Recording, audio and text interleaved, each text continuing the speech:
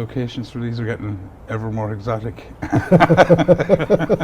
We're getting closer to it. My mother used to always say, you'll end up on the side of the road. We're getting there. We're very close to midnight.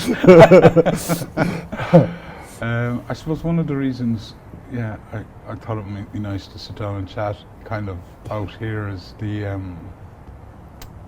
elemental connection to the outdoors. Yeah. And I suppose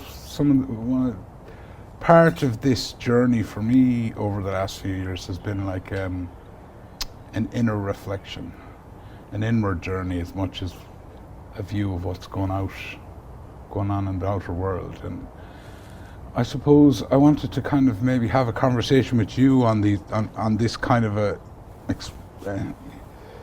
particularly on this kind of a topic, because I find myself that as much as I mightn't like to do it, there's an inner journey that needs to map 100%. the outer one. Yeah. You kind of. Oh yeah, that resonates with me very much, Gerry, because, and particularly, when doing what we do, which is writing about public events, or thinking or talking about public events, can be a kind of you can really get out of balance doing that. You need to get that balance right. Like if you think about it, when you're dealing with the literal facts of the world, you kind of stop connecting with what you would call it, your subconscious, your unconscious, maybe. And you get into a very literal headspace, And I think that's something that I have to watch, and because of the circumstances we've been in the last few years, it's been particularly acute. I made several attempts during my working life, and with some mixed success, to get out of journalism, right? For that reason, that I felt that it was very imprisoning in a certain kind of somewhat false reality or partial reality. And every time my life would defeat me in that enterprise. Like I had a couple of successful plays early on. I wrote radio plays and I was doing well in that. And then events happened in my life that caused me to have to go back to journalism on a very, very regular. I needed the money on a weekly basis to do a certain thing, a particular job, which is to do with my daughter being a little baby and being there for her every week. And that was like reality or the universe or God, whatever people want to call it. I'm not going to get into arguments with people about those terms because we're all talking about the same thing ultimately. But it had dragged me back to this kind of literalist reality where I had to kind of talk about the world. Now you can write creatively non-fiction for sure. It has been done, is being done. I try to do it. But the head is like, it can be in this singular spot. And is that a rebellion? Because that resonates to me in a sense, and when I frame it to myself, is that if my head isn't in tune with my heart, I can't, in the written world, that's where, if you like, the inner exploration began. As I discovered I could fake it everywhere else, but when it came to that, I couldn't. Yeah, like our dream world tells us that there is a vast richness inside in us that we are not in control of, that we don't create, that is not us, and yet it is in us. And that's got a lot to do with the whole function of writing in the literary sense, obviously. I don't like the word literary much, but the novel, poems, plays, particularly the novel and poems, I think, that there's what is at their best, what they're doing is excavating that inner world.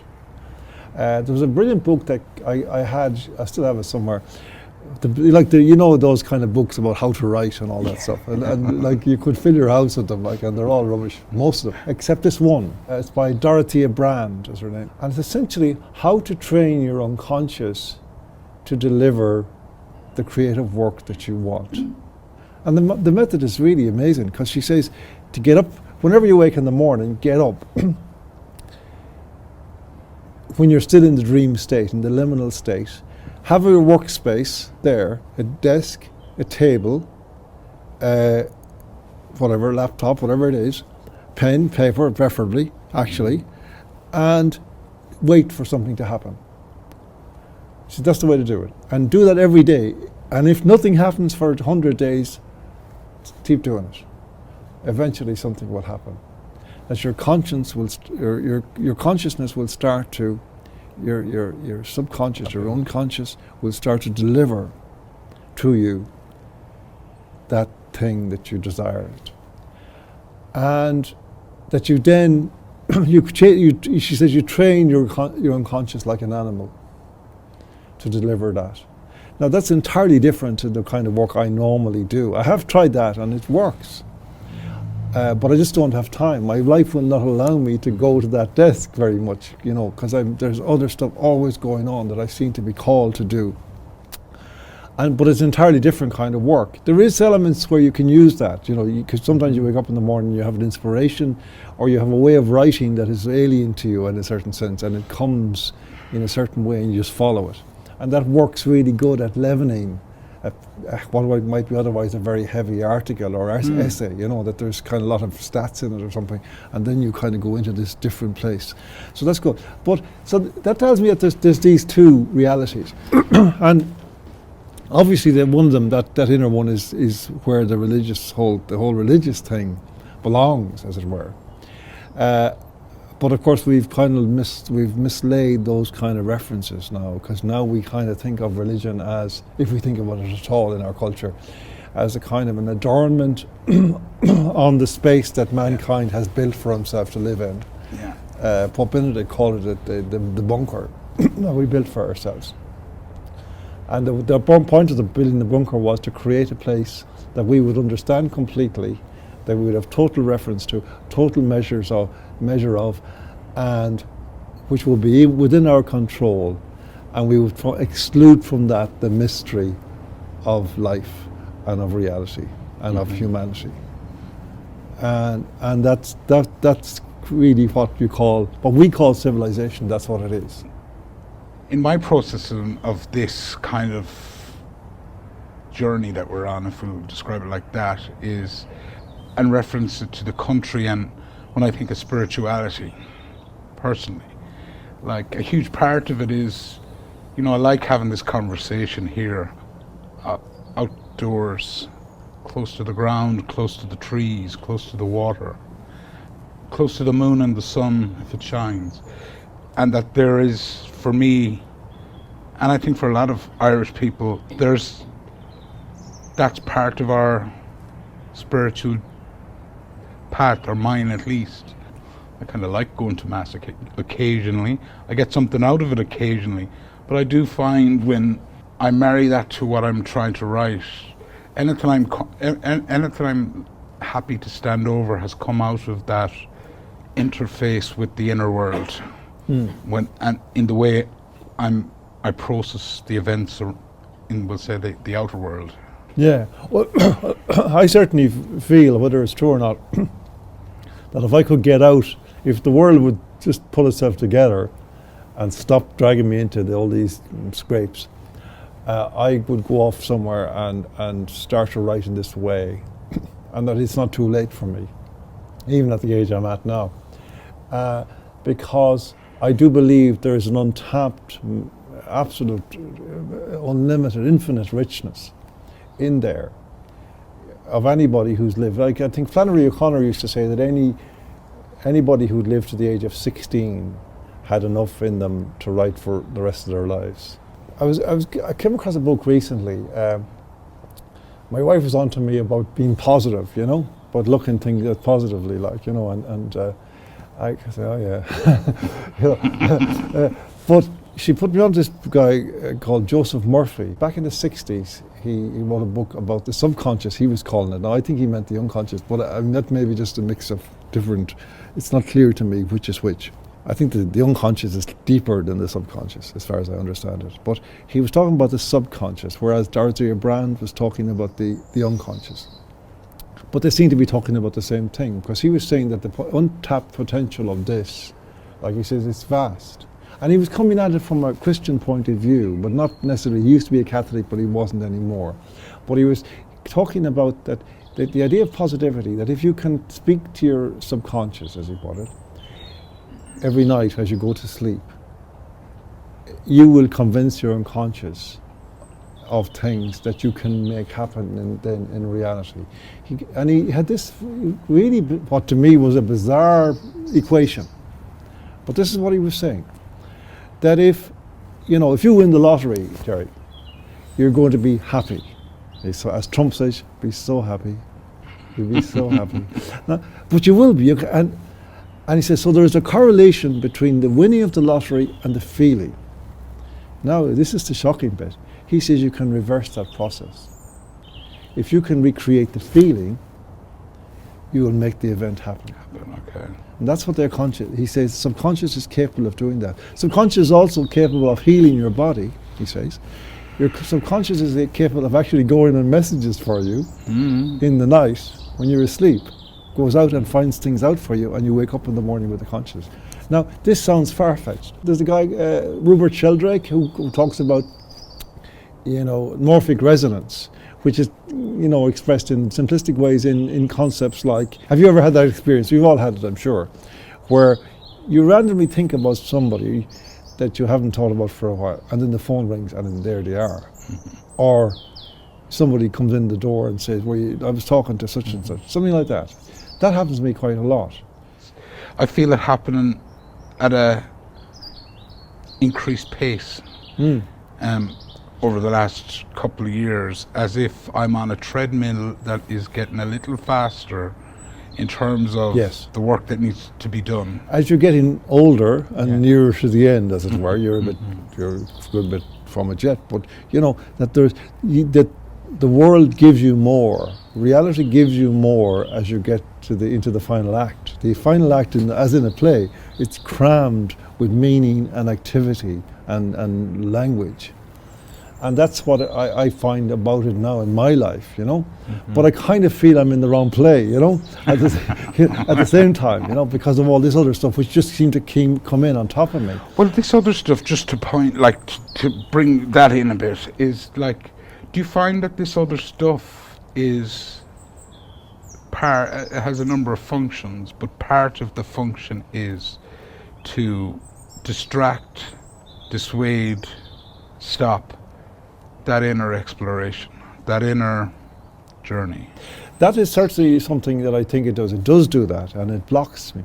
There's another kind of contradictory of that idea, which is that in a certain other sense, and this is a kind of dangerous and risky thing to say, that there's a certain positive aspect to these things that are happening, because it's like suddenly your life is imbued with a meaning that you didn't previously think was possible.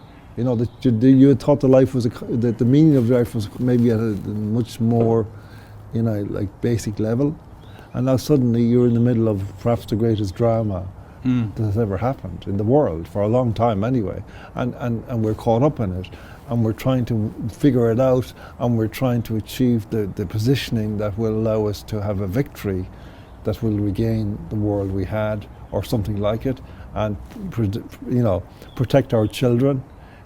But when I come to that, what would a victory look like to you? That's a very good question, Gerry, and I haven't a clue. But I'll tell you. I suppose if you asked me that, I would settle for things being something like they were, in the sense that we were left alone. We got up and we took responsibility. You could make choices about your life. You know, you weren't being pushed into these things as I seem to be anyway. That I'm in a situation where I have to do what I'm doing, and I'm not resenting it, but it just means I can't. The clock is ticking, and I just can't get out of it at the moment. And it's like more and more. And I've learned this through my life that well, okay, this is it now. You know what I mean? You're not supposed to be doing anything else. Like you can have this kind of voice nagging at you. You should be somewhere else. You know, life is elsewhere. Life is elsewhere. But actually, no, life is probably here, and that's fine. But well, you see, the question is a kind of slightly loaded one, because in the world that is coming, that we kind of know about, that is showing up in our tea leaves.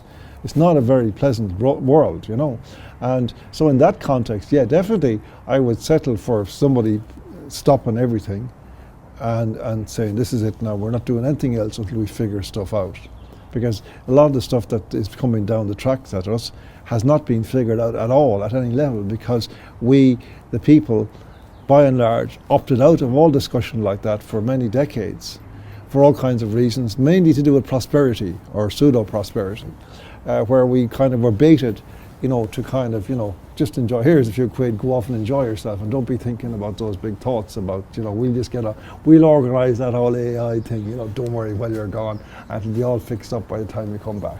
That's kind of what happened. And now we're here, and they're back, and they have their plan, but we don't know what it's all about, and we don't know where it's going to lead, and we don't know what our children are going to be living with. And so here's a theory I have, that this guy Joseph Murphy, he talks about, when I read about it and listened to, he's on YouTube if people want to tune in, Joseph Murphy, he talks, he's back from the 50s, 60s, and it's very interesting, because when you hear it, what it actually sounds like is a kind of an internal AI. That it's like that the AI is not a new invention, that it was always there, but they blocked us from seeing it for a long time. And then they said, now we have it, not knowing that we had it all along, but we can't connect with it anymore internally. And so that's kind of a feeling I have now. And you see, that's again... But that brings another question then, is if that strand of thought, we'll say, is if that does exist, are the AI that is in our face and our government are promoting every day, and that is a non-negotiable, it's part of our future, as what the politicians, the tech industrials, they all present as AI is inevitable, right? Is that then to intervene in this internal unconsciousness in a way that we're not even consciously aware of? Oh yeah, I think it will. That they've basically, if you like, they're giving us a consciousness transplant, each of us. That's what I feel. Yeah. Like, because you see, and that's leaving aside even the issues arising from AI, which is like basically that almost nobody understands how it's going to work. And I don't think anybody knows how it's going to work. If you drill into it, you realize that the people who know most about it know that they know nothing about it. They cannot predict how it's going to be. They don't know how algorithms and the programming processes, because all the programming they've been doing so far has been based on existing data, which is obviously is kind of biased on the basis of the history we've had in various ways. So, and the recorded digital history that's recorded and it's feeding off is built in with inherent bias. Yes, bias is the thing. And the secondary thing about it is that the logic of algorithms, of AI, is going to be a mechanistic logic. It is a mechanistic logic. And we don't even know how, we kind of think there's a certain logic in the world, and there's the biological human brain. Okay, that has been true.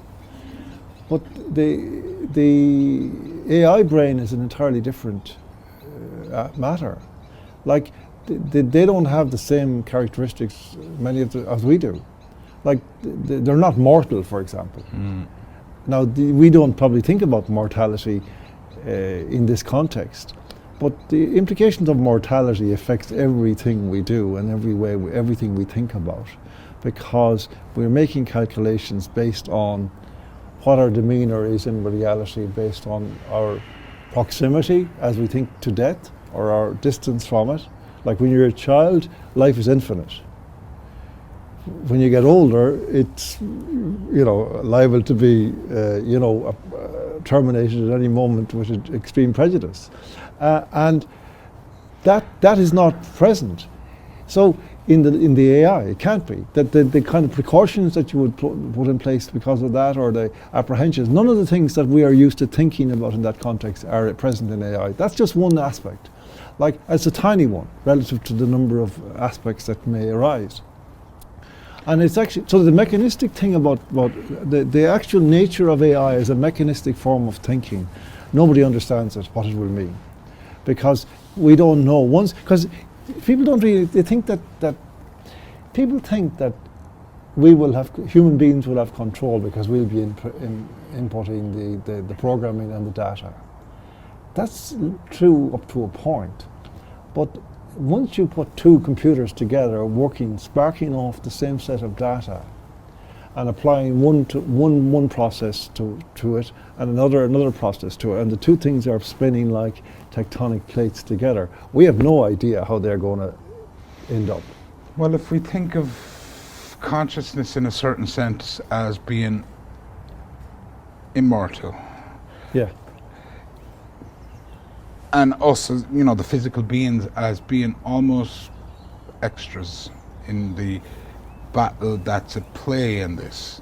So it's real, and if we think of it in consciousness terms, and that kind of gets you back maybe into the way you might process gods or religion as, instead of us, we would say there's God, His Son Jesus Christ, and the Holy Spirit. If we think of the Holy Spirit as that God consciousness, is that what? So if we think of that consciousness as being the source of any religion, really gets back to this idea of there being a spirit level to, a Holy Spirit, whatever it might be. Is that where the interferences are played in? Are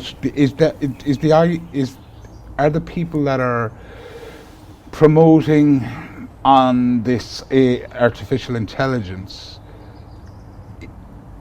Is that what they're trying to interface with? Certainly, they're trying to do something to do with religion, or spirituality, or God. Like, God is a thing that they are dealing with, but I think, and I'm very much afraid that what is really at stake here is that they are in fact creating a new concept of God in which they will be God. That's kind of at the base level, that their consciousness will become the godlike, will become the Godhead. This is inevitable given what's happened, the history of this. And I'll just go back on it briefly. Like, when I was an editor of In Dublin and magazine and McGill back in the 80s, we were carrying articles in about the destruction of work, or the end of work, and what the obsolescence of man, and how would we get meaning from life in the future, and so on. And that was a very interesting discussion, lots of interesting inputs and very important. But then it stopped. Why? Because the world got rich. After the Reagan boom in America, there was like prosperity started to move out from America into Europe, and mid-90s it arrived in Ireland, Celtic Tiger. And that went on for another 10 years. And then there was 5 years of blame and shame and name and all that. And then everybody calmed down, and suddenly we looked around, and there was boys at the top table and said, well, we've got something to say now. And we've got this whole new deal, and it's called artificial intelligence, and we'll be in charge of it, of course. It's ours, we own the machines, we own everything, and you just do what you're told, kind of nice, in the nicest possible way. And we said, all right, okay, yeah, sounds very progressive, yeah. And that's kind of where we are. So then we saw this other aspect of it, where this guy Yuval Harari, like a much maligned guy on our side, but he's a very brilliant guy actually. I mean, I've been reading a lot of him, and I mean, there's terrible biases in him as well. I mean, I suppose there would be in all of us. But I mean, when I write something, my bias, I don't make any secret of it. But he kind of tries to construct this description of his latest book is about information in the world from the Stone Age to AI. And it's an interesting book, many different aspects of it. It seems to me that this is something, that fait accompli, that has been imposed upon us by these people.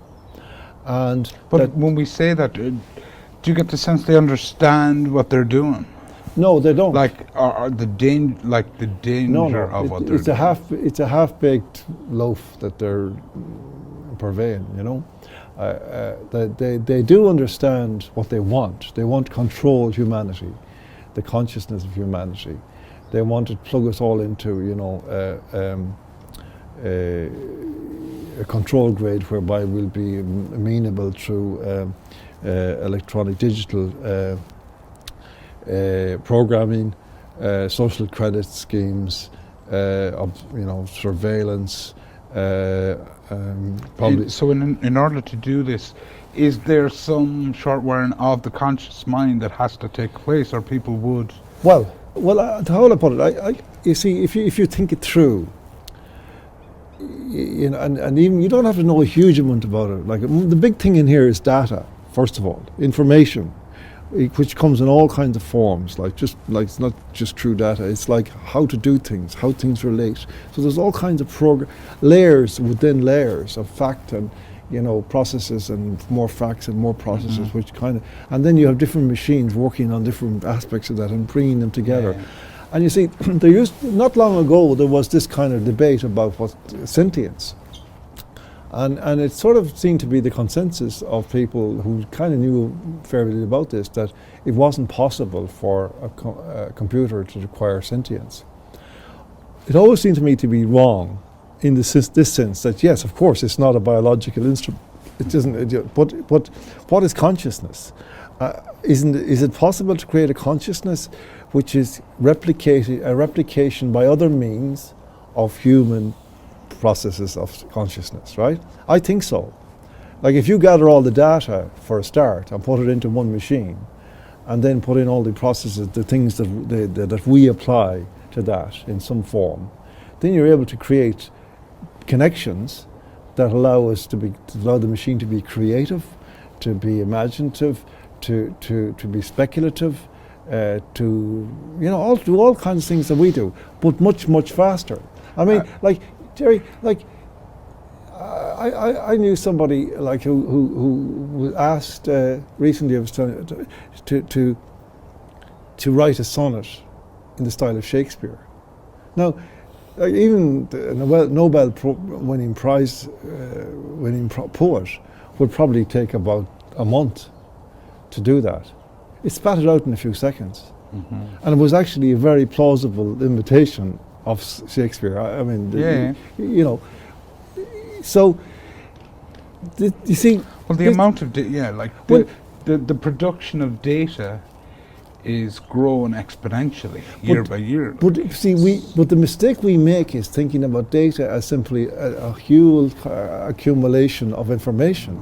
But that's not what data is. Data is about connections.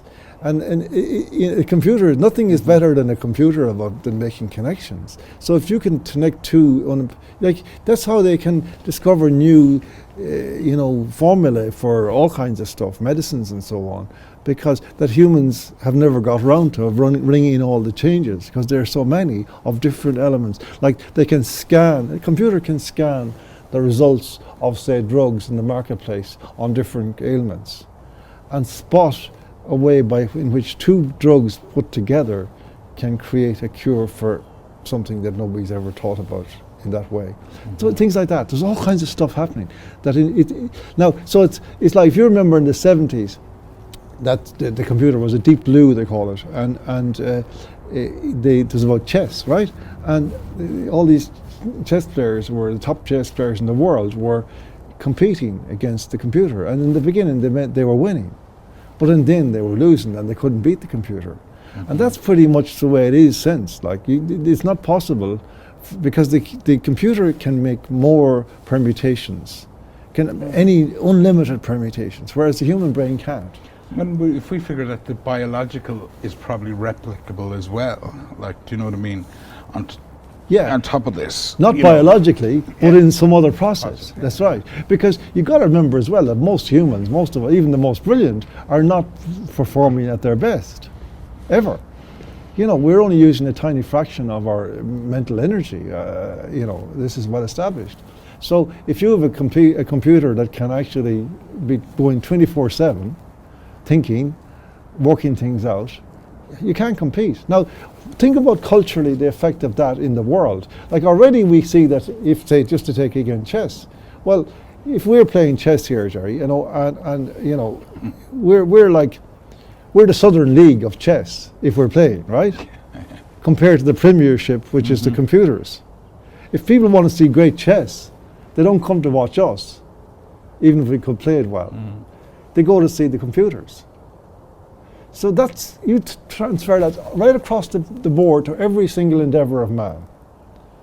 That means we're actually now in the dunce's caps in the world. Now, the next step then to that is to bring in, say, okay, well, we see your point, yeah, okay, we have a problem, we have a solution. We're going to turn your brain into a computer. We're going to chip it, and we're going to make it just as smart and just as capable as the computer. How about that? Very tempting at that point, isn't it? Now you can play chess. You can win. You can be the world champion, human. It's a bit like the trans athletes. It's a bit, but it's also given, exponentially the amount of data that'll be available to the external is hugely no, we don't. It's not clear how that's going to work. I mean, no, but these conversations like teasing out a million different directions. Yeah, things but it's just that you get a ballpark sense of the implications because nobody's talking about this in the mainstream, as I know of. I remember we went down to Fermoy a year and a half ago, and yourself and Thomas were speaking, and I had this, I had no clear concept of what I wanted you to talk about because I didn't exactly understand what it was, but it was basically the idea of, Ireland's spiritual path in the history and mythological record book, if you like, and that for, and the way I kind of approach the word, that there's been an awful lot of maybe wisdom lost in that transference between pre-Christianity and Christianity, and that, part of the reasons why I might feel closer to God out here than in a church is something to do with that. Yeah, I think you see, one of the problems with reality as it has evolved in our modern world is that, well, one expression of this problem is that the world should be for the benefit of humans. It should be a place for humans to grow and prosper and become their fullest. Now, that means as humans, right? Not as machines. And that's nowhere is that now an ethic that I see in the Western civilization any longer. In Ireland, the whole purpose of Ireland is a rock on which transactions happen. Ireland is a progressive country which is experimenting in all kinds of stuff for whatever reason. It's not clear what the reason is because we stay human and we're moving in this direction, but it isn't necessarily forward, it can be backwards, and it very much often you would feel is. So we're in this kind of logic that tells it. It's a bit like, do you remember years ago they had the voting machines, and they didn't work, but they worked a bit, and there was the argument about them, and I remember listening to this and saying, well, why do we need these? And ultimately the answer was, it saves time. you know, the Are we in a election, the hurry? count is over in an hour. And I said, what's the hurry? The election count is the actual election. The count is the election. Like, Yeah. yeah. So what? Like, Excitement of it. so I said, And then humanity of it. and they say, oh, that's backward thinking. And I said, okay, I'll tell you what. You know, soccer matches, 90 minutes. What's all that about? Why not just 10 minutes, 5 minutes aside, and then go home? Why waste? And you know, like, what is this logic about? Now that kind of gets to the point that when you actually look at the way the world works, it's no longer human-centered at all. But it's not anything centered except some abstraction like profit, which is measured, and profit is only the measure of it. It's the abstraction, we don't know what that abstraction is really. It's some kind of game that others, big guys, play. And the rewards are measured in profit or whatever, or in power, but they're not sure what the game is really all about because these guys have so much money that they don't know what to do with it. They've already won the game 30 years ago. They don't need any more money. So and their logic is infusing the whole world.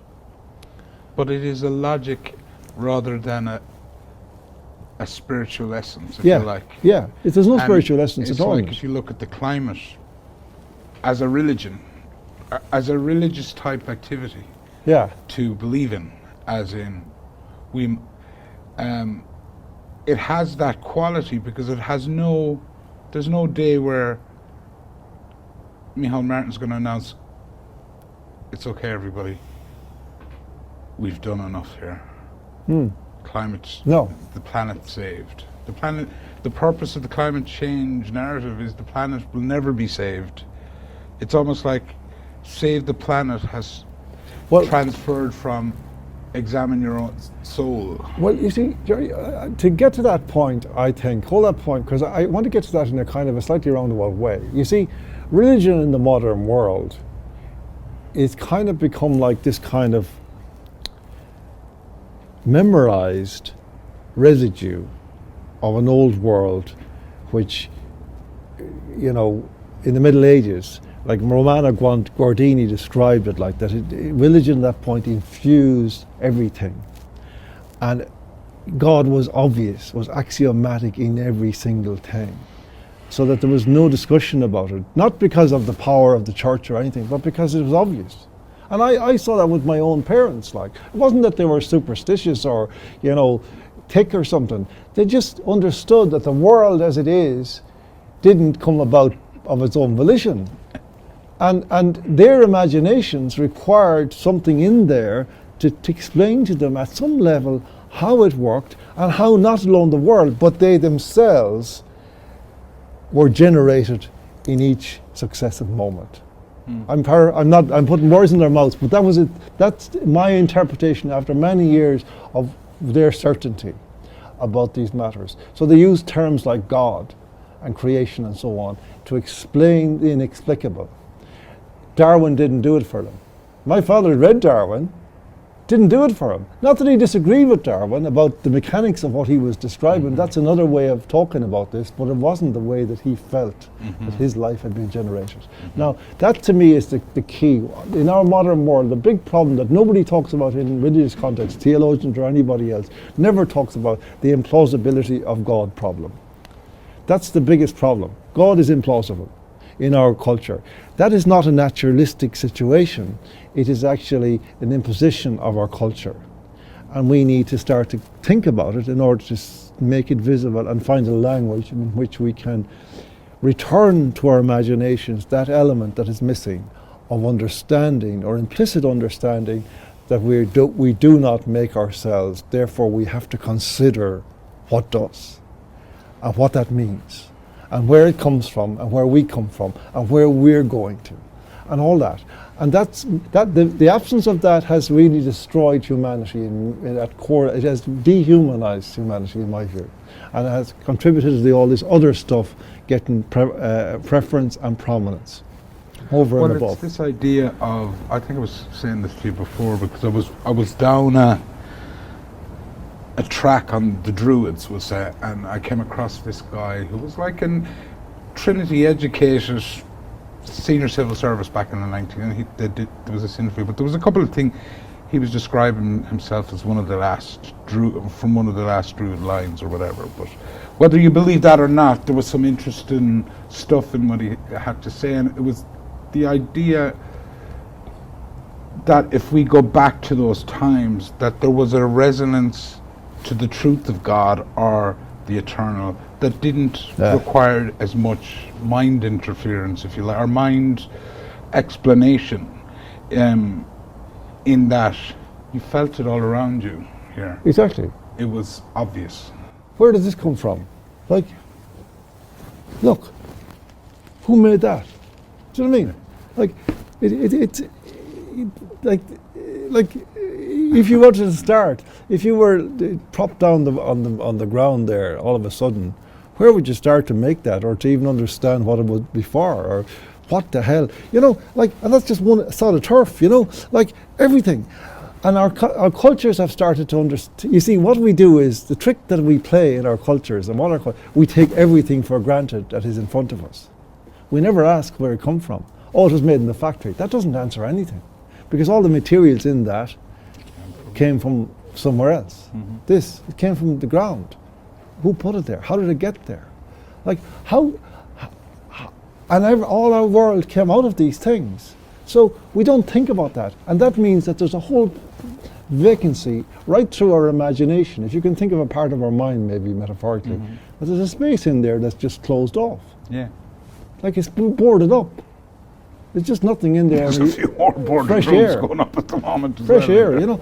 Now, you see, one of the things that's happened out of that is the way the nature of religion has developed, which is really as a kind of a service in society. You know, it's kind of like social work or something. You know, it kind of gives people a story that allows them to get by and to go through the motions of believing in something without necessarily believing in it. Or getting in the way of progress. Yes, that's right. And also, a huge element of this thing has been moralism.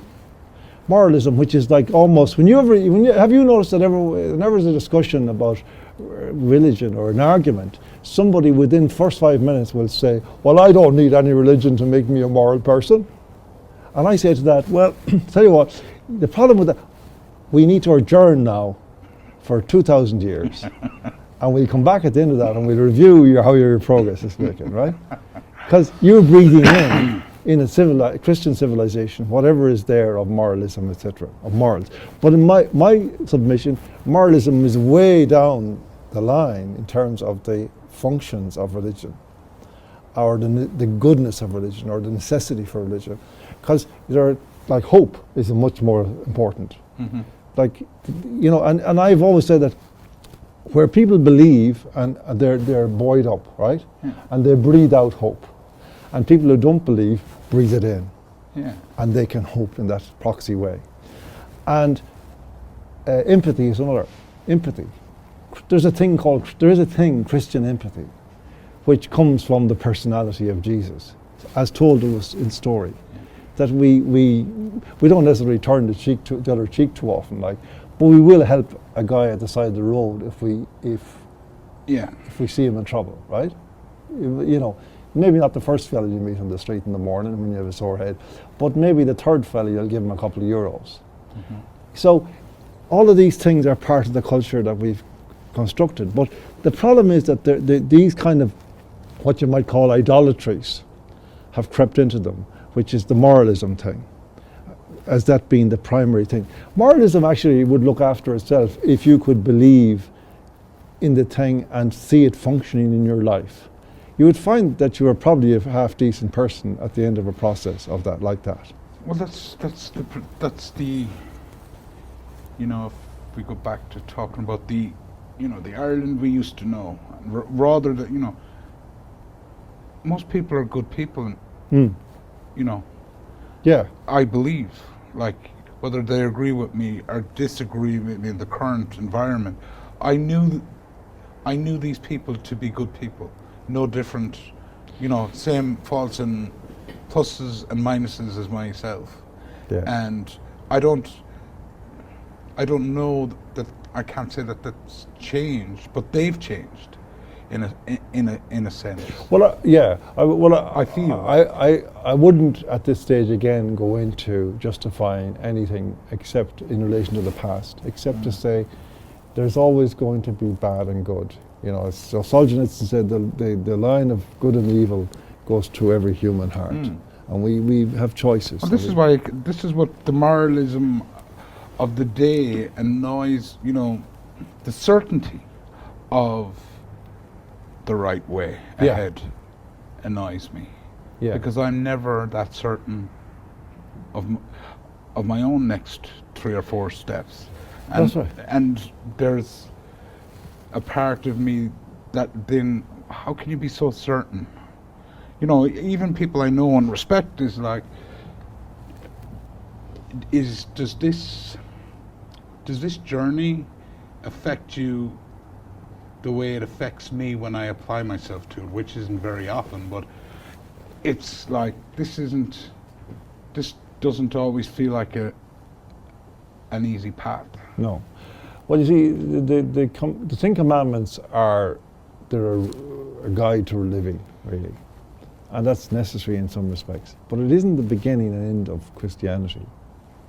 And now we've lost sight of that. And often because those rules and their misinterpretation or their overinterpretation have caused people to get their backs up, whereas they just say, look, I can't live up to that, therefore I'm going to throw my hat at the whole thing. That happens a lot in the modern world. And they miss then this filling out of their imagination in the way I'm talking about, which is why we have so much anxiety and despair and addiction and all these things in our societies. This is all part of the de-souling of humanity. You spoke about empathy there.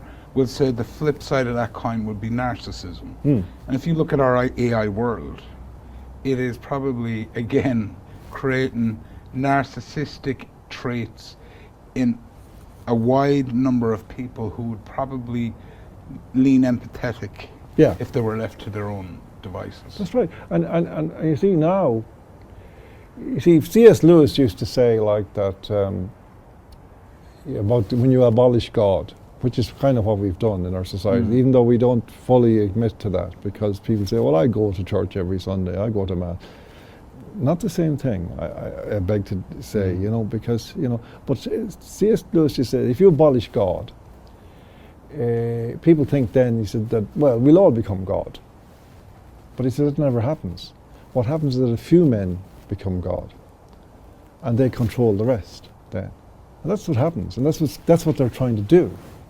You know, I mean, I keep telling people, you know, think about the World Economic Forum, World EF, WEF.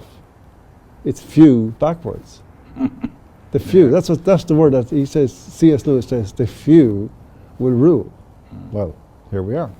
Now, so we're in this kind of, you see, one of the most important things I learned about God when I went to AA, it came from a book written by a German guy whose name I think was Ernest something, I can't remember his second name, called Not God. And a strange name for a book about a spiritual program, isn't it? But the meaning of it was, you know, that in the steps of Alcoholics Anonymous, the very first one is we came to believe in a power greater than ourselves and all that, right? Right. But this book said the point of Not God thing is that even before that, you need to take another step, or another kind of a preliminary step, which is to realize that you are not God. Gotcha. Right? Yeah. And that sounds kind of frivolous, but actually it's very, very real, because that's actually almost a clinical definition of an alcoholic who is so lacking in faith in anything in the beginning that he tried to fill that empty space with alcohol, which of course is a toxin and a poison, and eventually starts to erode him from the inside. And so that he ends up not having any sense of anything in the world. You know, he becomes the sum total of his weaknesses as opposed to his strengths. Yeah, you know, that's right. His strengths. Yeah, and the thing about the not God, so that once you realize that you don't have God's power, you're not God, and because one of the things, it's the anxiety of having to take responsibility for everything. Like the great thing about having gone through the program is that at certain modes, not every day, but quite a lot of the days, I'm still able to actually, if there's a lot of things bothering me, to basically hang them on hooks and walk out the door and get on with the day that I have in front of me and the life I have that day and enjoy it and meet people and not be bowed down by troubles. And tomorrow, if I'm a bit better, I might take one of those troubles off and try and sort it out. But the problem is that in the throes of alcoholism, the alcoholic's life is getting messier and messier and messier, and all of that is accumulating as a weight on his shoulders and bearing them down. And ultimately, there are only two destinations in alcoholism, and they ended up with ultimately one is madness or death. We both have been in the program at various times, and we're both alcoholics. But if you look at it and talk about it as addiction as opposed to alcoholism in a sense, and in functional society, they'll point out, be careful of that. You can get addicted to that, whether it's alcohol, drugs, gambling, porn, whatever it might be. Yet the greatest addiction in the history of mankind has been technology. Yeah. And that has come with no guardrails and no guidelines. No, and it's almost as if, we talk about the alcoholism. It's almost as if we need to get you into that state of, the alcoholic on his last night drinking, so that we can implement we need you in that kind of weakened state, so that we can, as it were, implement these things that you would instinctively reject in your best state. Yeah. You see, addiction. Like in a certain sense, everything. Do you see technology that way? Like, do you see the tech? Oh, I do. Yeah, I do for sure. I mean, that's been one of the great bugbears in the last few years. I mean, it's very interesting, and people don't want to take away. I mean, there was a very interesting episode there recently before Christmas, where an American firm called Yonder were marketing these pouches for schools. And the government had signed on to it over a number of years. It was going to cost 9 million euros. I remember this. And the purpose is like that. The child is given one in the morning. They put their phone into it. They hold on to the phone, but it locks and has to be opened at the end of the day, so that they can't have access to the phone. And that's to protect them and allow them to live normal lives for the duration of the day, and to pay attention to their school and play together and not have to be on their phone texting or whatever, which is a really good thing.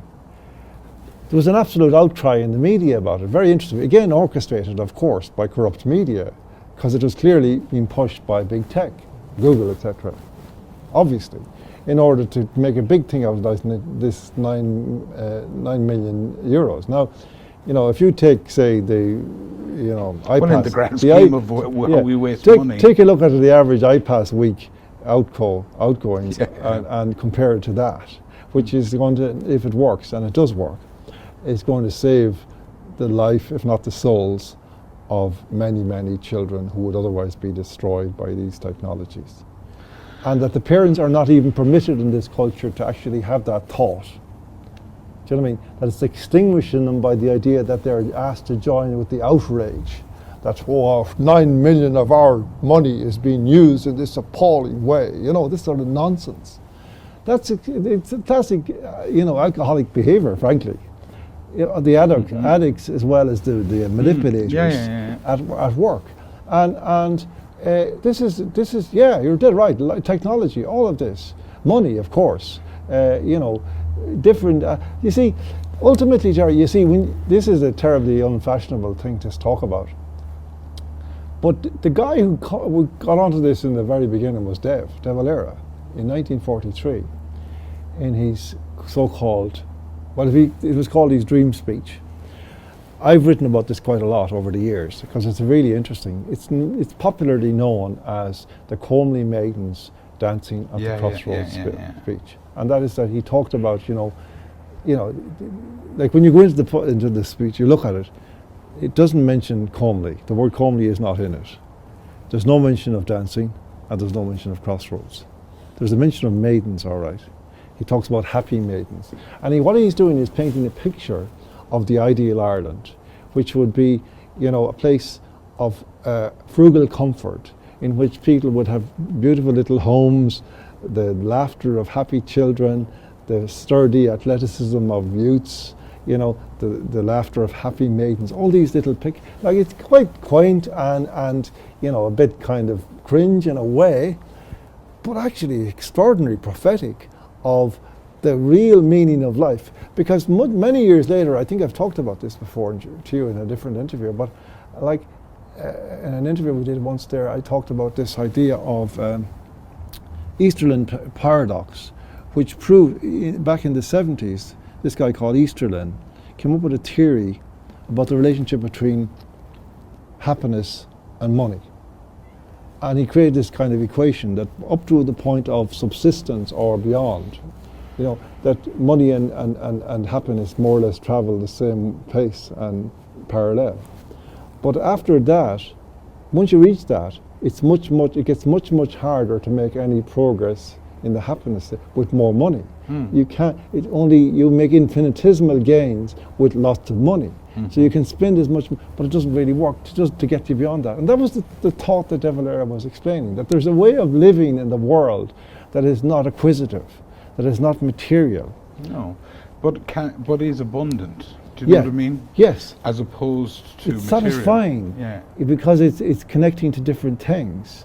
You're not constantly thinking of, whatever is the addiction, whether it's money, the next kind of paycheck, or the next deal, or the next car, or the next night's drinking, or whatever it is.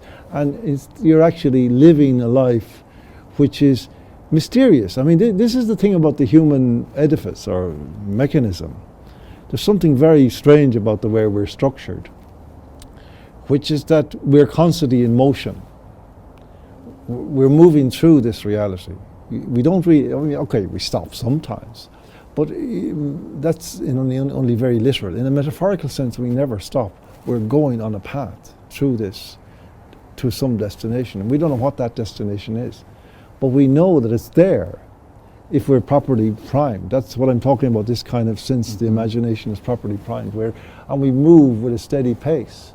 That's why you see religious people do really kind of courageous things and things that other people don't really understand, because they have that clear vision of a path going forward. They don't know where it leads. They can't even see beyond the next half mile, but they know it's going to be there when they get there, and that it'll keep going to whatever they're supposed to be going to.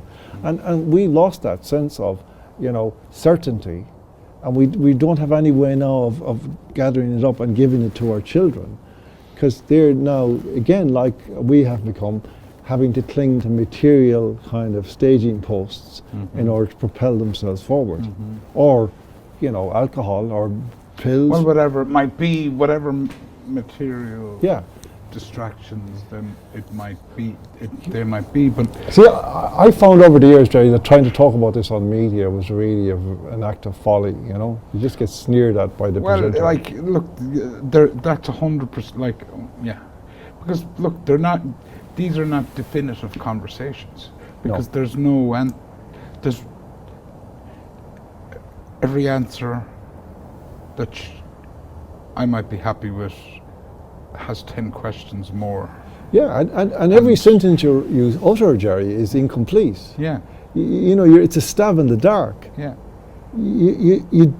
I'm actually, when I hear some of the sentences, I'm sometimes quite taken aback by what's come out of my mouth, because I hadn't thought I understood that. But in the absence of a overarching conversation, I mean, this is the thing that had really struck me about the church in Ireland. It never made any attempt to create a conversation about spiritual matters in this society, outside of its churches. Outside of its, yeah. And that's the I suppose the problem I have with a lot of the religious elements is the definitiveness of their way, their path to the afterlife, Yeah. and what it involves, how narrow it is. And anytime I think about this topic or try and figure out my own, it's like the lines in your hand. We all have that imprint. It's all different. Like if I believe in a higher power, a God, an all-knowing and all-creating God, am I expected to believe that he doesn't have an individual path for me to get to him? That he's going to corral the whole of humanity into the same path to him? Or am I to believe, well, this all-knowing power will know will have that handprint for me, and that's not going to be an easy path. That's not like saying, well, I'll have a bit of this and a bit of that and a bit of the other. It's saying there's a path for everyone to follow in their lives. Well, yeah. You see, and I mean, I've always been interested in theology to a certain extent, but not in the deep kind of needles, angels dancing on the heads of needles level. But at the same time, it's, and particularly where it meets with social teaching, it can be very interesting the way that certain things are explained, whether it's about sexuality or whatever. And when you drill into a lot of that stuff, it makes sense, even though it seems quite forbidding from the outside. Not that necessarily one could live up to it, for example, but that's a different matter. My point is that, a lot of this stuff becomes so dogmatic, and it's like you're a member of a club and there's a rule book and you have to know the rules off by heart and obey them and then answer to anybody who chooses to make you answer to them. In other words, anybody standing by who claims to be a Catholic can hold you, put you on trial right there and ask you, do you this and do you that and did you this and did and I say, fuck off. Like, this is my life. What are we talking about? Some tyrant in the sky who's going to kind of batter me because I, said fuck off? Well, sorry, if that's how bad it is, I'm sorry, I'm not interested. I'm just not. And I think a lot of people feel like that now, like, because they listen to this stuff and a lot of it doesn't make sense. And then it's being contradicted at every turn. Whenever the fashion changes, the teaching is changed to suit. Yeah, well, I often wonder, is it even more controversial in, we'll see, even media or modern discourse that we might listen to or watch online, to talk about soul as opposed to God? Yeah. That it's even a step further more controversial, because the concept, your own soul, is something that is part of you. Like, you're responsible for it. Yeah. A church isn't, you can talk about church, you can talk about religions, and they can be tools and aids to that soul, but it is very personal, and it's a rarity that I hear less talk about people's souls than I do about God, we'll say. You do. Or there's more. There's even less comfort in talking about it. Well, you see, yeah, I mean, I think soul. Or maybe is not. rather, it's just a rather my good sense. word, but it has become confused. I mean, the soul music and all that, and that's not necessarily the same thing. But there's the word spirituality has also become a bit corrupted, because it got mixed up with Yeah, I don't even like using it because it feels like and all that stuff. It feels like an industry. Yeah. Do you know what I mean? Yeah. So, but at the same time, the idea of spirit, human spirit, the spirit, it's a very important thing. But soul also, and one of the certain things that's very much writ large in the whole AI project is essentially the de-souling of humanity, so that we will have a false soul.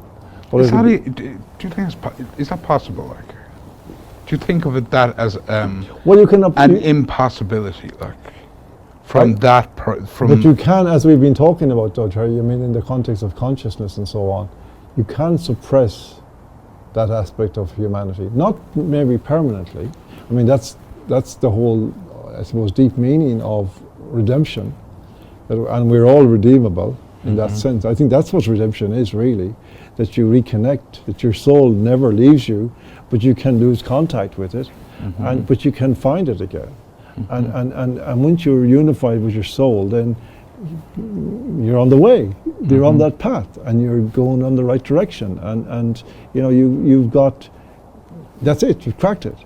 Even though you may not know what you did to do it right, it's a feeling you get, I think. It's a harmony that you achieve with yourself. Have you found yourself less afraid of death in the last few years? I'm asking that question from my point of view. Part of my path, we'll say since COVID, is I would have been someone consumed by time from a very young age, that I was running out of it. Yeah. That it was a finite thing. And whereas now, the last 3 or 4 years, I don't have the same, I don't have the same fears of death, but I certainly don't have the same fears of, you know, this idea of running out of time. I had in my head, and I was just wondering, in your own, has the last few years had that any effect on you that way? I had one pretty awful experience 6 years ago, when I got very, very ill. I got a viral attack that basically attacked my face and has made me semi-paralyzed in the left side of my face, and has made me deaf in this ear, and my balance is affected, and it's called Ramsay-Hunt syndrome. At the very depths of that, and I'm not sure whether it was the disease or condition, or whether it was the treatment, which was antivirals and antibiotics and steroids and all that. I'm not sure which, but I went into a kind of a strange place in my head, in which it seems that I was completely raw all over, and I had massive fears of everything, including death. And it went on for weeks, and I couldn't shake it. I couldn't even read a book. I couldn't, if I mentioned a death or something, an injury or anything bad, I would have to fucking leave and the room or whatever. But outside, once I got out of that, I thought that I was afraid of death, but I wasn't really. It's a kind of a neurological reaction. But now I'm much stronger in that context, maybe as a result of that, because I've seen how bad it at its worst, and it's never going to be that bad. I don't have it. I don't feel that anymore. And you see, as I was saying earlier about what I would call transcendence, you know, there are different kinds of transcendence, and there's some forms of transcendence which seem like to be secular but aren't. So they're not kind of, as it were, religious, and for that reason they're very good to have training you in, because at a certain point, like in the AA program, the first thing they say, you know, your higher power and God as I understand him. I always liked that about, like, that phrasing of it. Yeah. And then one day one old fella might say to you, well, what if we just call him God? You know? And it's the same thing. Because another form of transcendence is having children, having a child. And I have a daughter, and I have a granddaughter on the way. And that is a form of transcendence, which is equally religious in the sense that it's the most fundamentally religious thing you could think of, really. And once you start to think like that, you stop. You lose yourself. You lose your concerns for yourself, because now you've got something else to do. You kind of almost feel a bit closer to. I always think of consciousness as like a wisp of smoke coming out of a chimney, like. Yeah. And that it goes off, and where it goes, we don't know. But it's, in a sense, it's always there, as opposed to the chimney stack, which is always there too. But at some point, it's going to crumble. Yeah. And it's going to be gone. Yeah. And I suppose, in a sense, the journey. You know, when we strip away everything, we think about life, why we're here. I come to, well, what am I supposed to learn? Am I supposed to do something here? Like, am I supposed to, like, do something, learn something, face something, overcome something, to become not the chimney, but The smoke. Peace, the smoke. Yeah. Well, you see, this is kind of in the area, I think, that when Pierce talked about the spiritual nation, that's what he was getting at. That the nation is an instrument of transcendence, because it invokes a love in the same way as a child might invoke a love, or God invokes a love. In fact, if you think about it again and again, when what we've been fighting, what has been against us for a long time, like in the 5 years that we've come through, but I think also when I look back at the 30 years of work of mine before that, there were 3 themes which recurred again and again in my work as a journalist. 90% of what I wrote was about these things. Family, children, nation, nationhood, God, religion, spirituality. Those 3 things. And what they have in common is the capacity to arouse in the human heart a love that is greater than any evil, that can overcome any evil. And that's the thing that they're afraid of. That's why they want to extinguish It's a hugely because I have the same sense, and when we speak of love, we hear a lot of conscious, fear in the church about to be afraid of God, and I can believe a bit. I'm on board with that, but we hear very little about, or it seems to me, there's not as much emphasis on love of God, or God's love for the people that That's are right. down here. Yeah. And the only reason I'd raise that is that I always kind of come to love as an energy force. Is that it's like that fire there. As it gets to there's a certain power in it when it's collective. Yeah. Do you know what I mean? So with the nation, it's the same thing. It's like even with a village. I remember growing up, and you'd see lads getting drunk, and they'd 1 or 2 maybe at the end of the night would get up in the tail, and I says, I love this town. Yeah. And it was like that pure burst of something, they don't know where it's coming from. Yeah. But it's like a mixture of pride, but it was pure kind of love in a sense. But not, you wouldn't have captured it as a spiritual experience. But No, but in a sense, well, it could it's be, coming from that Yeah. place. Sure. And hope as well. See, in a way, that's the thing. I've been making that point a lot recently. I'm citing Václav Havel's idea of hope. That hope isn't something connected with facts. That hope can overcome facts. Because why? Because it comes from within. It's a force within.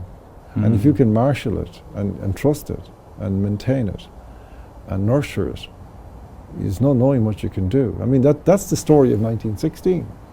Of course, the sacrifice they made were unimaginable to us now, at this moment, I think. But, this is something we need to re-access, that it's that love for Ireland. That love and that sacrifice. That's why, it was very important to eliminate every single one of them. Yes. People.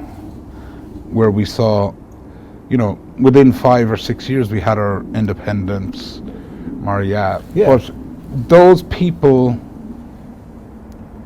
I always look back on that period, and even though it's the Collins Dev period, there was a certain sense that they weren't from, we'll say, the British side in that.